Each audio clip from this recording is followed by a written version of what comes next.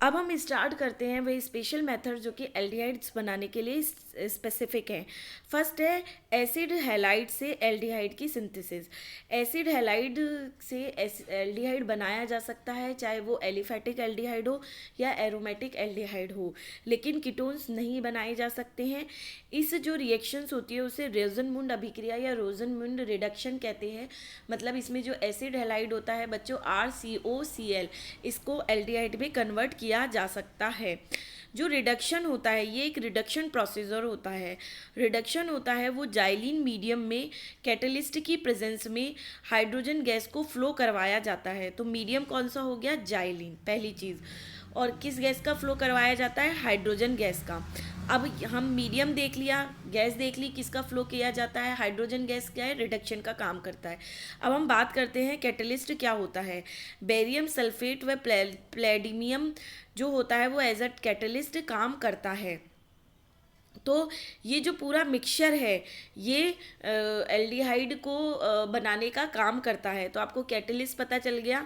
Barium sulphate व palladium का mixture जो होता है वो कैटलिस्ट की तरह काम करता है। जो मीडियम होता है वो जाइलिन होता है। गैस कौन सी प्रवाहित की जाती है? Hydrogen gas.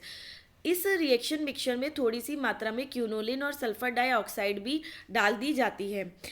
पेरिडियम सल्फेट जो पैलेडियम है वो तो कैटलिस्ट का काम करता है, लेकिन पेरियम सल्फेट, क्यूनोलिन और सल्फर ये पैलेडियम उत्प्रेरक को इतना निष्प्रभाव कर देते हैं, मतलब उसको सप्रेस कर देते हैं कि एल्डिहाइड का आगे रिडक्शन होके अल्कोहल नहीं बनाया जा पाता। तो ये एल्डिहाइड बनाने की एक उत्तम विधि है। तो अगर आपसे ये क्वेश्चन ऑब्जेक्टिव में बहुत पूछा जाता है कि जो रोजनमुंड रिडक्शन है उसमें रिएक्शन एल्डिहाइड से आगे क्यों नहीं हो पाती है, तो उसमें आप ध्यान रखिए जो बेरियम सल्फेट, क्यूनोलिन, सल्फर, इन तीनों में से जो भी ऑप्शन मिले आपको उसे टिक करना है कि ये इस रिएक्शन के लिए एज अ पॉइजन काम करते हैं और एल्डिहाइड को अल्कोहल में कन्वर्ट नहीं करने देते। पैलेडियम की जो कैटालिसिस टेंडेंसी है उसको सप्रेस कर देते हैं। तो आपको पूछा जाए तो जनरली जो ऑप्शन होता है वो बेरियम सल्फेट होता है। तो यहाँ पे बेरियम सल्फेट का जो यूज़ होता है वो पैलेडियम कैटलिस्ट की कैटालिटिक एक्टिविटी को सप्रेस करने का काम करता है। यहाँ पे ये पॉइजनस होता है इस पैलेडियम कैटलिस्ट के लिए, जिससे कि रिएक्शन एल्डिहाइड पर ही रुक जाती है, एल्डिहाइड का फर्दर रिडक्शन नहीं हो पाता है। एग्जाम्पल देखिए, एसिटिल क्लोराइड का जब करवाया रिडक्शन तो एसिटल्डिहाइड बना। इसी तरह से बेंजोइल क्लोराइड का कराया तो बेंजल्डिहाइड बना। ये तो हो गया रोजनमुंड रिडक्शन का जो सबसे पहले कैटालिस्ट यूज़ किया गया था वो। अब आजकल एसिड हैलाइड के रिडक्शन के लिए एक और रिड्यूसिंग एजेंट लिया जाने लगा है, जिसे कि hydride reagent lithium tri tertiary butoxy aluminium hydride कहा जाता है। ये आप देख रहे हैं ये जो कैटलिस्ट है आजकल इसे भी लिया जाने लगा है और ये भी एसिटिल क्लोराइड को एल्डिहाइड में बदल देता है। चूँकि रिएक्शन काफ़ी कम टेम्परेचर पे होती है और ये कैटलिस्ट भी आसानी से बन जाता है, तो जो ऊपर वाली जो रोजनमुंड विधि है ये उससे भी बेटर विधि मानी जाती है। अब ये तो हो गया दो, रोजनमुंड रिडक्शन देख लिया आपने, एक नया कैटलिस्ट का यूज़ भी देख लिया और आपने देखा कि ये रोजनमुंड विधि में जो कैटलिस्ट लिया जा रहा है उससे बेहतर होता है। लेकिन ध्यान रखना एसिड क्लोराइड का जो रिडक्शन है वो lithium aluminium hydride, simple lithium aluminium hydride से नहीं किया जा सकता, क्योंकि जो सिंपल लिथियम एल्युमिनियम हाइड्राइड होता है वो एसिड क्लोराइड को अल्कोहल में बदलता है, ना कि एल्डिहाइड में। तो आपको ये ध्यान रहे, आपको पूछे कि किस किस से रिडक्शन किया जा सकता है तो आपको ये एग्जाम्पल दे दिया तो इससे नहीं किया जा सकता है। तो ये फर्स्ट हो गई कि एसिड क्लोराइड से किस तरह से एल्डिहाइड बनाए जा सकते हैं। जो दूसरा मेथड है एल्डिहाइड बनाने के लिए वो है स्टीफन मेथड। ये भी काफ़ी प्रचलित विधि है एल्डिहाइड बनाने के लिए और ये भी एक नेम रिएक्शन है स्टीफन मेथड। इस मेथड में एल्काइल या एराइल साइनाइड, आप कुछ भी ले सकते हैं, एल्काइल साइनाइड और एराइल साइनाइड। एल्काइल साइनाइड लेंगे तो आपको एलिफेटिक एल्डिहाइड मिलेगा और एराइल साइनाइड लेंगे तो आपको एरोमेटिक एल्डिहाइड मिलेगा। इसका रिडक्शन और हाइड्रोलाइसिस होकर एल्डिहाइड फाइनल प्रोडक्ट के रूप में मिलते हैं। तो आप देखिए कि रिएक्शन होती किस किस मीडियम में है। सबसे पहले रिएक्शन इसकी HCl से होती है और अमीनो क्लोराइड बनते हैं। फिर इस अमीनो क्लोराइड की रिएक्शन अगेन स्टेनस क्लोराइड और HCl के साथ करवाई जाती है। तो पहले तो एल्डमीन स्टेनिक क्लोराइड बनते हैं, जिसकी फर्दर हाइड्रोलाइसिस से एसिटल्डिहाइड मिलते हैं। तो ये स्टेप वाइज रिएक्शन है। सबसे पहले HCl से करा के अमीनो क्लोराइड बन गया, फिर इसकी SnCl2 HCl से रिएक्शन करा के एल्डमीन स्टेनिक क्लोराइड मिल गया। तो ये जो स्टेप्स हैं वो तो रिडक्शन की हो गई। फिर हाइड्रोलाइसिस करा के एल्डिहाइड फाइनल प्रोडक्ट के रूप में बनते हैं। तो आपसे पूछे कि स्टीफन रिएक्शन में रिएजेंट क्या होते हैं, तो आप बताएंगे SnCl2 और HCl। किसकी प्रेजेंस में होती है? SnCl2 HCl। और स्टेप क्या क्या होती है? पहले तो रिडक्शन होता है और फिर हाइड्रोलाइसिस होती है। तो ये रिएक्शन से आप देख रहे हैं कि एलिफेटिक और एरोमेटिक दोनों ही तरह के एल्डिहाइड बनाए जा सकते हैं। जैसे कि पहले एग्जाम्पल में एसिटल्डिहाइड एक एलिफेटिक एल्डिहाइड बन रहा है और दूसरे एग्जाम्पल में बेंज एल्डिहाइड और एक एरोमेटिक एल्डिहाइड का निर्माण हो रहा है। अब तीसरा मेथड देखते हैं बच्चों। तीसरे मेथड में एल्काइल बेंजीन के ऑक्सीडेशन से एल्डिहाइड का निर्माण होता है। ये एरोमेटिक एल्डिहाइड बनाने की विधि है। जब बेंजीन एल्काइल बेंजीन का कंप्लीट ऑक्सीडेशन होता है तो हमें फाइनल प्रोडक्ट के रूप में बेंजोइक एसिड मिलता है। लेकिन कुछ 2-3 विशेष परिस्थितियां हैं जब हमारी रिएक्शन एल्डिहाइड स्टेप पे ही रुक जाती है, फर्दर ऑक्सीडेशन होके एसिड नहीं मिलता है। वो कौन सी विधियां हैं, परिस्थितियां हैं, वो हम देखते हैं। फर्स्ट है जब एल्काइल बेंजीन का ऑक्सीडेशन CrO3 क्रोमिक एनहाइड्राइड के द्वारा किया जाता है। तो उस स्थिति में ये आपको एल्डिहाइड ही फाइनल प्रोडक्ट के रूप में मिलता है, एसिड नहीं मिलता है। आप देखिए इस मेथड में ये तो हो गया आपका रिएजेंट, और रिएक्शन में फाइनली एल्डिहाइड फाइनल प्रोडक्ट के रूप में मिल रहा है। तो पहला जो रिएजेंट हो गया क्रोमिक एनहाइड्राइड हो गया। दूसरा हो गया लिक्विड फेज ऑक्सीडेशन। इसमें आप देखिए टॉयलाइन का ऑक्सीडेशन कराया जा रहा है MnO2 H2SO4 की प्रेजेंस में 40 डिग्री पर। तो बेंज एल्डिहाइड फाइनल प्रोडक्ट मिला। तीसरा है वेपर फेज ऑक्सीडेशन। ऊपर था लिक्विड फेज ऑक्सीडेशन, नीचे है वेपर फेज। ऊपर 40 डिग्री टेम्परेचर था, नीचे 500 डिग्री टेम्परेचर है। तो चाहे लिक्विड फेज ऑक्सीडेशन हो या वेपर फेज ऑक्सीडेशन हो, MnO2 की प्रेजेंस में एल्डिहाइड फाइनल प्रोडक्ट होता है। तो ये तो 3 सिचुएशंस हैं। इन सिचुएशंस में एल्काइल बेंजीन का ऑक्सीडेशन कंप्लीट नहीं होता, एल्डिहाइड स्टेप पे रुक जाता है और फाइनल प्रोडक्ट हमारा डिजायर्ड प्रोडक्ट मिलता है। अब चौथी रिएक्शन है इटार्ड रिएक्शन। इस इटार्ड रिएक्शन में एरोमेटिक हाइड्रोकार्बन का ऑक्सीडेशन होता है। ये भी काफ़ी फेमस नेम रिएक्शंस होती है, क्योंकि इस रिएक्शन में क्या होता है, ये रिएक्शन इसलिए फेमस है क्योंकि ये एरोमेटिक यौगिकों में उपस्थित मिथाइल समूह के ऑक्सीडेशन के लिए स्पेसिफिक है। अब आप देखिए ये एक एरोमेटिक कंपाउंड है, इसमें ये जो सिरे वाला मिथाइल ग्रुप है सिर्फ इसका ही ऑक्सीडेशन होता है। तो इसीलिए ये रिएक्शन काफ़ी स्पेसिफिक है। आप देखें कि इस समूह का ऑक्सीडेशन होकर ये CHO में बदल गया। तो जो एरोमेटिक उस रिंग से जो एल्काइल चेन बनी हुई है उसका जो एंड वाला एल्काइल ग्रुप है, बस आप उसको आंखें बंद करके CHO ग्रुप में बदल दीजिए। तो ये तो हो गया कि कौन से समूह का ऑक्सीडेशन होता है। इसमें जो कैटलिस्ट काम में आता है वो CrO2Cl2 होता है, सॉल्वेंट CCl4 होता है। आप देखिए टॉलिन की रिएक्शन में जो एल्काइल ग्रुप है वो CH3 है, वो CHO में बदल गया। रिएक्शन किस तरह से होती है, सबसे पहले CrO2Cl2 रिएक्शन करके ये एक इंटरमीडिएट बना रहा है, ये इंटरमीडिएट बना रहा है। जब इस इंटरमीडिएट की हाइड्रोलाइसिस होती है तो आपको फाइनल प्रोडक्ट मिल जाता है। तो ध्यान रखिए इस रिएक्शन की विशिष्टता क्या होती है कि केवल सिरे वाला जो एल्काइल समूह है उसका ऑक्सीडेशन होता है। तो ये हो गई Etard reaction for the synthesis of aldehyde. इस रिएक्शन से भी एरोमेटिक एल्डिहाइड का निर्माण होता है, ये एलिफेटिक एल्डिहाइड के निर्माण के लिए नहीं है। आगे वाली जो 2 रिएक्शन है सोमलेट रिएक्शन, गाटरमान कोश सिंथेसिस, ये दोनों रिएक्शंस भी एरोमेटिक एल्डिहाइड के निर्माण के लिए स्पेसिफिक है। सोमलेट रिएक्शन में क्या होता है, बेंजिल क्लोराइड की रिएक्शन हेक्सामेथिलीन टेट्राअमीन तो उसकी प्रेजेंस में डाइल्यूट अल्कोहली सॉल्यूशन के साथ करवाई जाती है तो हमें बेंजल्डिहाइड फाइनल प्रोडक्ट मिलता है। तो सोमलेट रिएक्शन में भी आप देख रहे हैं एरोमेटिक एल्डिहाइड में ना किसकी प्रेजेंस में होती है बच्चों, ये ध्यान रखना ज़रूरी होता है।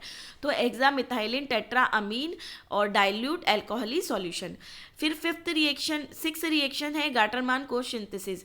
इसमें बेंजीन कार्बन मोनोऑक्साइड HCl को कैटलिस्ट पे उच्च दाब पर प्रवाहित किया जाता है तो बेंजीन का फॉर्माइलेशन हो जाता है और आपको finally aldehyde as a final product मिल जाता है। तो ये भी आप देख रहे हैं कि एरोमेटिक एल्डिहाइड बन रहा है। इस रिएक्शन की जो मैकेनिज्म होती है वो फ्रीडल क्राफ्ट रिएक्शन के समान होती है। तो आपको ये तो पता है कि बेंजीन जो होती है वो इलेक्ट्रोफाइल सब्स्टिट्यूशन रिएक्शन का देती है। तो सबसे पहले होता है कि COHCl और AlCl3 की सहायता से किसका निर्माण होता है, इलेक्ट्रोफाइल का। तो ये जो फॉर्माइल ग्रुप है ये इलेक्ट्रोफाइल का निर्माण कर रहे हैं। अब ये कार्बन पे क्या है, पॉजिटिव चार्ज, तो ये इलेक्ट्रोफाइल बेंजीन रिंग पर अटैक करता है। तो बेंजीन देते हैं इलेक्ट्रोफिलिक सब्स्टिट्यूशन रिएक्शन, इस इलेक्ट्रोफाइल ने अटैक कर दिया, ये रेजोनेटिंग स्ट्रक्चर हो गई और फाइनली आपको फाइनल प्रोडक्ट मिल गया बेंजल्डिहाइड। तो ये जो रिएक्शन होती है वो फ्रीडल क्राफ्ट रिएक्शन के समान ही है। इसमें भी पहले इलेक्ट्रोफाइल बनता है, इलेक्ट्रोफाइल फिर बेंजीन रिंग पे अटैक करता है और जिस तरह से इलेक्ट्रोफिलिक सब्स्टिट्यूशन रिएक्शन की मैकेनिज्म होती है वो रिएक्शन होती है और फाइनली आपको डिजायर्ड प्रोडक्ट मिल जाता है। सातवीं रिएक्शन जो है वो गाटरमान सिंथेसिस रिएक्शन है। इसमें क्या होता है, CO के स्थान पर HCN होता है। आपने ऊपर देखा क्या ले रहे थे, COHCl AlCl3, इसमें CO की जगह क्या होता है, HCN होता है। तो इसमें जो इलेक्ट्रोफाइल बनेगा वही इलेक्ट्रोफिलिक सब्स्टिट्यूशन रिएक्शन लेंगे, लेकिन यहाँ पर जो इलेक्ट्रोफाइल बनेगा वो अलग होगा। यहाँ पे देखिए कि इलेक्ट्रोफाइल कैसे बन रहा है, ZnCl2 और HCl की रिएक्शन से ZnCl2 HCN बना, HCN HCl और AlCl3 की रिएक्शन से ये जो बना है ये इलेक्ट्रोफाइल की तरह काम करेगा और बेंजीन रिंग पर अटैक करेगा। तो ये गाटरमान सिंथेसिस गाटरमान कोश सिंथेसिस की तरह ही है, बस CO के आधार पर HCN लेते हैं और इस वजह से जो इलेक्ट्रोफाइल है वो अलग बनता है। तो आपको दोनों रिएक्शन में देखना है कि जो गाटरमान कोश सिंथेसिस में कौन सा इलेक्ट्रोफाइल बन रहा है और गाटरमान सिंथेसिस में, सिंपल गाटरमान सिंथेसिस में कौन सा इलेक्ट्रोफाइल बन रहा है। तो आपने दोनों रिएक्शन में फ़र्क देख लिया। जो ओवरऑल रिएक्शन की मैकेनिज्म है वो बेंजीन पे होने वाली इलेक्ट्रोफिलिक सब्स्टिट्यूशन रिएक्शन ही है। अब जो एल्डिहाइड, एरोमेटिक एल्डिहाइड बन रहा है इस मेथड में भी, इसकी आखिरी जो मेथड है वो है डाईएजोनियम सॉल्ट से एल्डिहाइड का निर्माण। आप देख रहे हैं बेंजीन डाईएजोनियम क्लोराइड की जब रिएक्शन फॉर्मेल्डिक्सिम से कराई जाती है तो आपको फाइनली बेंजल्डिहाइड बनता है। तो ये भी एक मेथड है जिससे कि आप एरोमेटिक एल्डिहाइड का निर्माण कर सकते हैं। तो बच्चों देखा आपने 8वां 7वां और 6ठा मेथड और 5वां मेथड और जो चौथा मेथड है, ये सारे मेथड एरोमेटिक एल्डिहाइड के निर्माण के लिए हैं। ठीक है, तो एरोमेटिक एल्डिहाइड के काफ़ी फेमस मेथड हैं जो कि आपकी नेम रिएक्शंस हैं, इनको आप अच्छे से याद कर लीजिए और ये भी ध्यान रखिए कि एरोमेटिक एल्डिहाइड बनाने पे जो बेंजीन की रिएक्शन मैकेनिज्म काम आ रही है वो इलेक्ट्रोफिलिक सब्स्टिट्यूशन रिएक्शन है। अब बच्चों हम कीटोन के निर्माण के स्पेसिफिक मेथड देखेंगे। अभी तक हमने एल्डिहाइड के निर्माण के स्पेसिफिक मेथड्स देखे थे। सबसे पहला मेथड है डाईथायाएन के निर्माण से कीटोन के सिंथेसिस। सबसे पहले आप क्या करेंगे, एल्डिहाइड की रिएक्शन किससे कराएंगे। अब देखिए एल्डिहाइड है ये, इसकी रिएक्शन कराई 1,3 प्रोपेन डाईथायोल से। रिएक्शन कराने पर आपको क्या मिला, 1,3 डाईथायेन मिला। ठीक है, कैटलिस्ट की प्रेजेंस में ये रिएक्शन हो जाएगी। अब आपको ये जो मिला डाईथायेन, इसकी पहले किससे रिएक्शन कराएंगे, ब्यूटिल लिथियम से कराएंगे। तो आपको एक कार्ब लिथियम यौगिक मतलब एक ऑर्गेनोमेटेलिक कंपाउंड की तरह मिल जाएगा। फिर इसकी रिएक्शन एल्काइल हैलाइड से कराकर इसका एल्काइलेशन करा दिया, ये हो गया एल्काइलेशन। आप देखेंगे कि ये जो जीआर की तरह एक रिएक्शन है, क्योंकि ये जो कंपाउंड है वो न्यूक्लियोफाइल का काम करेगा, ये इस पे अटैक करेगा और एक्स निकल जाएगा। तो ये हो गया इसका एल्काइलेशन। जब इसका फिर इस प्रोडक्ट का हाइड्रोलाइसिस किया जाएगा, इस प्रोडक्ट का हाइड्रोलाइसिस किया जाएगा, जो कि स्पेशली HgCl2 मिथेनॉल की प्रेजेंस में किया जाता है, तो फाइनली आपको ketone as a final product मिलता है। आपको ये बॉन्ड तोड़ना है और यहाँ पर डबल बॉन्ड लगा देना है। रिएक्शन सिंपल है, एक बार वापस देख लेते हैं। एल्डिहाइड की रिएक्शन डाइथायोल से कराई, आपको 1,3 डाइथायोन मिल गया। इस 1,3 डाइथायोन की रिएक्शन किससे कराएंगे? सबसे पहले लिथियम कार्ब लिथियम से कराएंगे, तो ये आपको ऑर्गेनोमेटेलिक कंपाउंड मिल गया लिथियम का। इसकी रिएक्शन एल्काइल हैलाइड से कराई तो इसका एल्काइलेशन हो गया, फिर इसकी हाइड्रोलाइसिस कराई और आपको ये फाइनल प्रोडक्ट मिल गया। तो रिएक्शंस बहुत इजी है। आपको ये ध्यान रखना है कि जो जल अपघटन होता है वो HgCl2 मिथेनॉल की प्रेजेंस में होता है, क्योंकि ये क्वेश्चन काफ़ी बार एग्जाम में एज अ ऑब्जेक्टिव पूछा जाता है। अब हम कोई एग्जाम्पल देख लेते हैं। फॉर एग्जाम्पल लिया आपने फॉर्मेल्डिहाइड की 1,3 डाइथायोल से रिएक्शन कराई तो डाइथाइन बन गया। अब डाइथाइन की फिर लिथियम एल्युमिनियम इससे रिएक्शन कराई तो यहाँ का H चला जाएगा और H चला जाएगा और फाइनली क्या बन जाएगा, तो यहाँ पे इसकी पहले सबसे पहले हुई कार्ब लिथियम कंपाउंड से रिएक्शन, तो यहाँ पे आ जाएगा लिथियम, फिर इसी तरह ये H से भी लिथियम आ जाएगा। तो इस पे 2 हाइड्रोजन है तो दोनों जगह ही रिएक्शन हो सकती है और दोनों ही जगह आप फाइनली एल्काइल हैलाइड जोड़ देंगे तो आपको ये डाइथाइन मिल जाएगा। अब इसकी हाइड्रोलाइसिस करा दीजिए, इन दोनों बॉन्ड को तोड़ दीजिए और यहाँ से डबल बॉन्ड जोड़ दीजिए तो आपको मिल गया डाई आइसोप्रोपाइल कीटोन। तो आपको ये करना है कि जो डाइथाइन मिला, अगर इसमें 2 हाइड्रोजन है तो दोनों जगह आप एल्काइल हैलाइड जोड़ दीजिए, और अगर एक वो है तो एक जगह एल्काइल हैलाइड जोड़ दीजिए। एल्काइल हैलाइड जोड़ दिया और फिर फाइनली रिएक्शन आप हाइड्रोलाइसिस करवा के आप फाइनल प्रोडक्ट बना देंगे। बच्चों यहाँ पे एक है ना विशेष घटना घट रही है।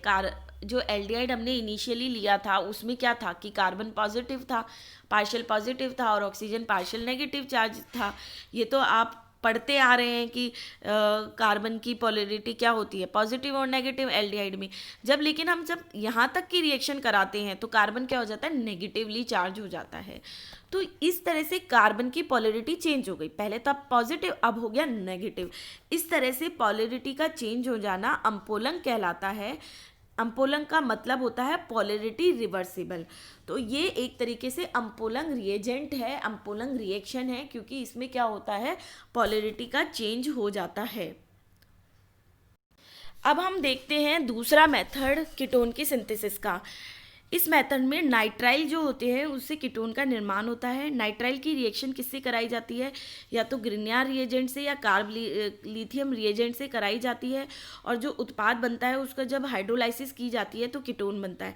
आप देखिए ये साइनाइड लिया गया है, नाइट्राइल लिया गया है, पहले तो इसकी कार्ब लिथियम से रिएक्शन की गई, फिर हाइड्रोलाइसिस से कीटोन का निर्माण हो गया। तो इस तरह से भी नाइट्राइल से कीटोन की सिंथेसिस करवाई जा सकती है। इसमें क्या होगा, आपका जो जीआर होगा वो न्यूक्लियोफाइल का तरह काम करेगा, और जो साइनाइड्स हैं वो उस पर न्यूक्लियोफिलिक एडिशन रिएक्शन होगी। साइनाइड पर आप न्यूक्लियोफाइल का अटैक करवाओगे और आपको फाइनली हाइड्रोलाइसिस से कीटोन की प्राप्ति होगी। अब फ्रीडल क्राफ्ट रिएक्शन से एरोमेटिक कीटोन्स का सिंथेसिस, बेंजीन है, इस पर फ्रीडल क्राफ्ट रिएक्शन से एरोमेटिक कीटोन का निर्माण किया जा सकता है। जो रिएक्शन होती है वो AlCl3 की प्रेजेंस में होती है। AlCl3 की प्रेजेंस में यदि बेंजीन की रिएक्शन एसिटिक एनहाइड्राइड या एसिटिल क्लोराइड से कराई जाती है तो हमें कीटोन मिलता है। जैसा कि आप एग्जाम्पल में देख रहे हैं, बेंजीन की रिएक्शन एसिटिक एनहाइड्राइड से कराई, AlCl3 की प्रेजेंस में ये एसिटोफिनोन का निर्माण हुआ। बच्चों ये फ्रीडल क्राफ्ट रिएक्शन है, इसको आप बेंजीन की एरोमेटिक इलेक्ट्रोफिलिक सब्स्टिट्यूशन रिएक्शन में जो फ्रीडल क्राफ्ट रिएक्शन है उसे आप डिटेल में इसकी मैकेनिज्म पढ़ेंगे। इसी तरह यदि बेंजाइल क्लोराइड से रिएक्शन कराई जाती है तो भी फ्रीडल क्राफ्ट रिएक्शन होती है और बेंजोफिनोन आपको फाइनल प्रोडक्ट के रूप में मिलता है। तो अगर आपको एरोमेटिक कीटोन बनाना है तो आप बेंजीन से फ्रीडल क्राफ्ट रिएक्शन की हेल्प से एरोमेटिक कीटोन का निर्माण कर सकते हैं। कैटलिस्ट कौन सा है? AlCl3। रिएजेंट कौन सा हो सकता है? एसिटिक एनहाइड्राइड या एसिटिल क्लोराइड। तो ये बच्चों कीटोन के निर्माण के स्पेसिफिक मेथड्स हो गए। तो आज के लेक्चर में हमने कुछ स्पेसिफिक मेथड्स देखे जिससे कि हम एल्डिहाइड का निर्माण कर सकते हैं, साथ ही कुछ स्पेसिफिक मेथड्स देखे जिससे कि हम सिर्फ कीटोन का निर्माण कर सकते हैं। आज के लेक्चर्स के लिए इतना ही। Thank you so much students.